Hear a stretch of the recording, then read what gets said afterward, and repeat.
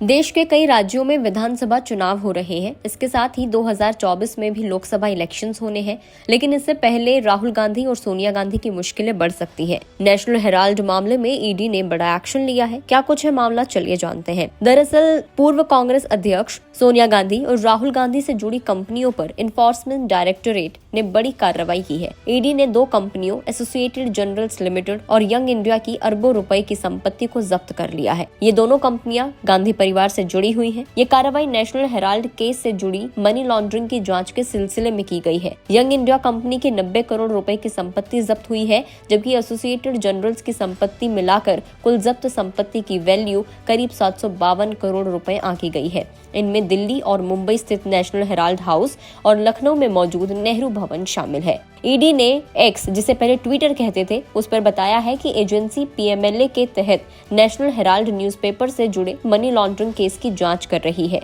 इस केस के सिलसिले में 751.9 करोड़ रुपए की संपत्ति अस्थायी रूप से जब्त की गई है।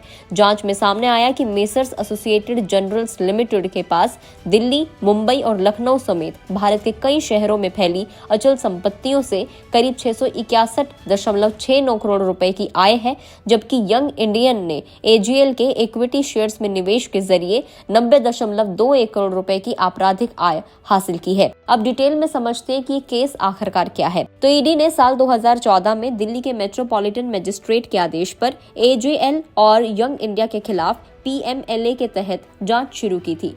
जांच में पाया गया कि इस मामले से जुड़े आरोपियों ने मेसर्स यंग इंडिया के जरिए एजीएल की सैकड़ों करोड़ रुपए की संपत्ति हासिल करने के लिए आपराधिक साजिश रची थी। आरोप है कि मेसर्स एजीएल को समाचार पत्र प्रकाशित करने के लिए सरकार ने भारत के अलग अलग शहरों में रियायती दरों पर जमीन दी थी। एजीएल ने 2008 में अपना प्रकाशन कार्य बंद कर दिया और संपत्तियों का व्यावसायिक उद्देश्यों के लिए इस्तेमाल करना शुरू कर दिया। जांच में पाया गया कि एजीएल को 90.21 करोड़ रुपए का कर्ज अखिल भारतीय कांग्रेस कमेटी को चुकाना था। हालांकि कांग्रेस पार्टी ने इस कर्ज को माफ कर दिया और एजीएल को साजिशन एक नई कंपनी मेसर्स यंग इंडियन को महज 50 लाख रुपए में बेच दिया।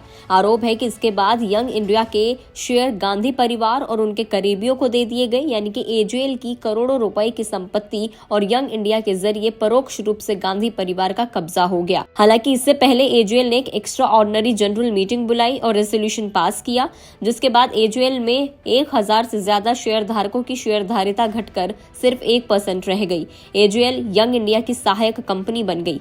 यंग इंडिया ने एजीएल की संपत्तियों पर कब्जा कर लिया। इस मामले में सोनिया गांधी, राहुल गांधी, ऑस्कर फर्नांडिस, मोतीलाल वोहरा और सुमन दुबे आरोपी हैं। ईडी इस मामले में सोनिया गांधी और राहुल गांधी से पूछताछ भी कर चुकी है। तो बेसिकली ये केस नेशनल हेराल्ड अखबार चलाने वाली कंपनी एसोसिएटेड जनरल्स लिमिटेड का यंग इंडियन कंपनी द्वारा एक्विजिशन करने से जुड़ा हुआ है। इस केस में चीटिंग, साजिश और धोखाधड़ी का आरोप है।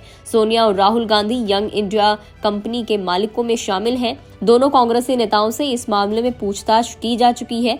अब ईडी की कार्रवाई को लेकर कांग्रेस ने पलटवार भी किया है। कांग्रेस नेता अभिषेक सिंघवी ने एक्स पर लिखा कि ईडी द्वारा एजीएल की संपत्तियों को अटैच करना उनका, यानी कि बीजेपी चुनाव से गुजर रहे राज्यों में होने वाली निश्चित हार से ध्यान बांटने की कोशिश है। किसी भी अचल संपत्ति के ट्रांसफर के बिना किए गए लोन असाइनमेंट एक ऐसी कंपनी की संपत्तियों की कुर्की को उचित ठहराने के लिए तैयार कर रहे हैं, जो भारतीय स्वतंत्रता संग्राम की प्रतिष्ठित आवाज रहे नेशनल हेराल्ड न्यूज़पेपर को चलाती है।